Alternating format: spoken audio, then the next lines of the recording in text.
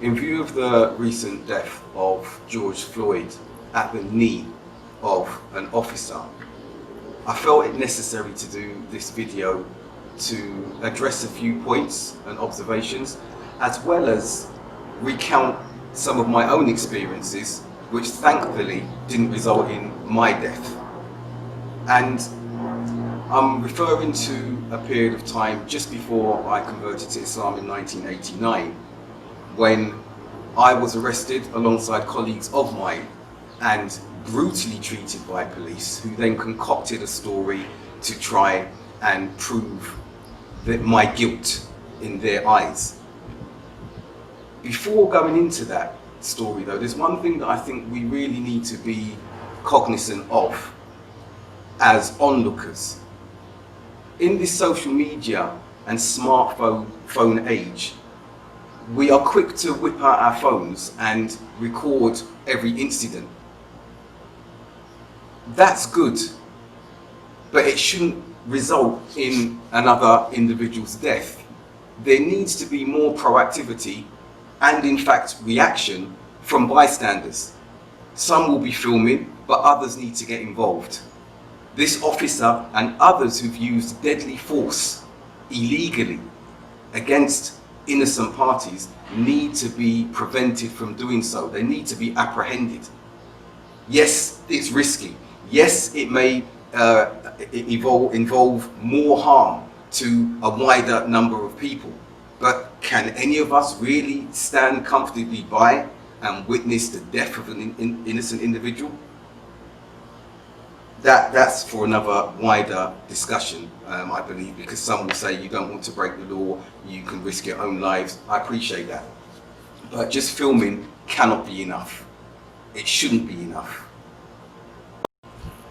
I will refer to my own experience in the UK, which is not as severe and as devastating and deadly as what we've witnessed on numerous occasions in the States. But I want to raise this to show that there are existing parallels in how black people are treated at the hands of the police and, by extension, wider society apparatus. And I'm going to read from my case in which I sued the police after they had treated me similarly and taken me to court and tried to ruin my career in the legal profession and find me guilty of charges that I was innocent of. So I'll read here the circumstances around this on this paper.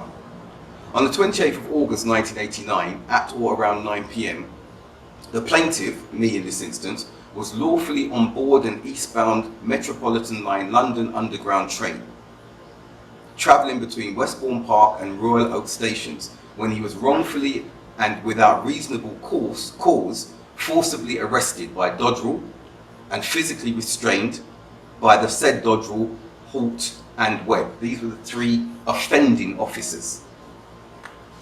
The plaintiff, me, was pushed out of the train onto the platform of the said Royal Oak station, whereat he was further assaulted by police officers, including the said Dodrell, Halt and Webb.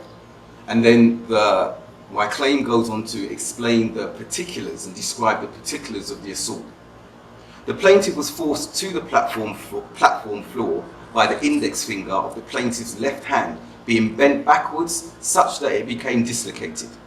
At the same time, the plaintiff's head and neck were twisted. The plaintiff was handcuffed.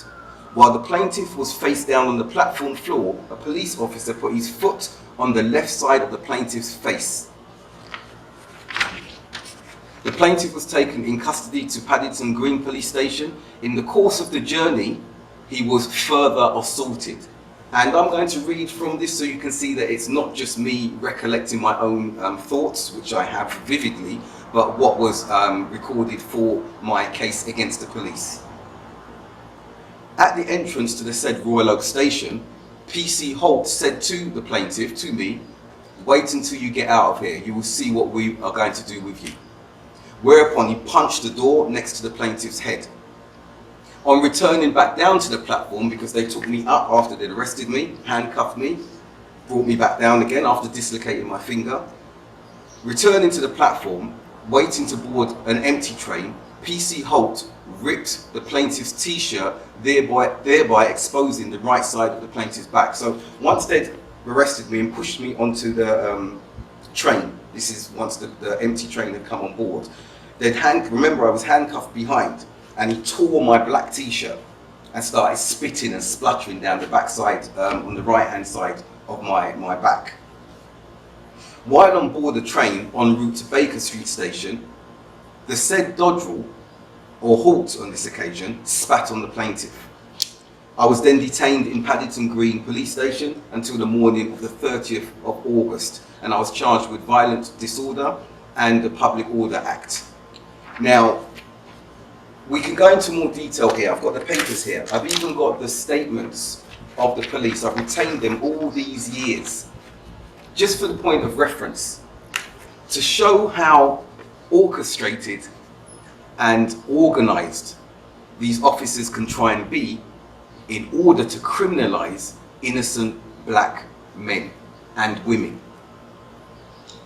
Now, they didn't think I was going to resist everything they tried to throw at me. I was working in the legal profession at the time, purchased my second home, my wife was expecting. They effectively wanted to ruin my career. And the judge sympathized with their case, and held me to be the ringleader of my gang because I worked in the legal profession, so I must have been the mastermind.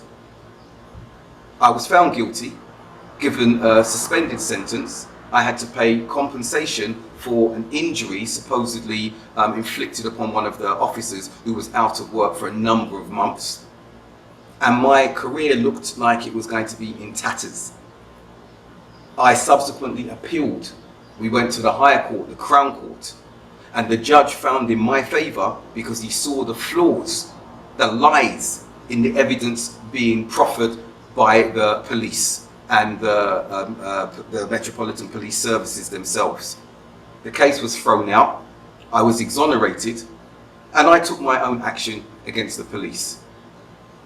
I'm bringing this because not everyone is fortunate enough to have the support that I had from family, friends, my employers, and those who've known me since I was growing up. Yes, we have a street culture. Yes, we behave in particular ways, but we should not be found guilty of things we have not done and are not guilty of.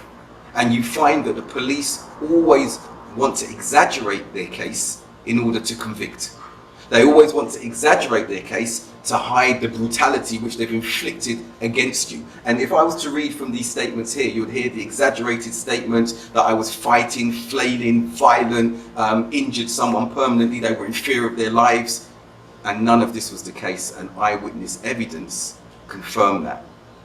So as we look at the recent killing in America, and we will have that cry and rallying support around Black Lives Matter, we need to take into consideration another aspect. Black Lives Matter, but for the police force and the systemic racism that continues in Western societies, we are in effect a Black Lives Platter. It's open season.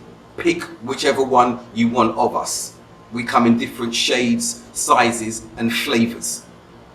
But I will conclude with this, what I started with in the beginning. We cannot continue to stand by and record. That's an aspect of establishing justice. We need to prevent those officers who physically kill innocent individuals. And if that means a citizen's arrest, we do it. If it means restraining an officer, we do it.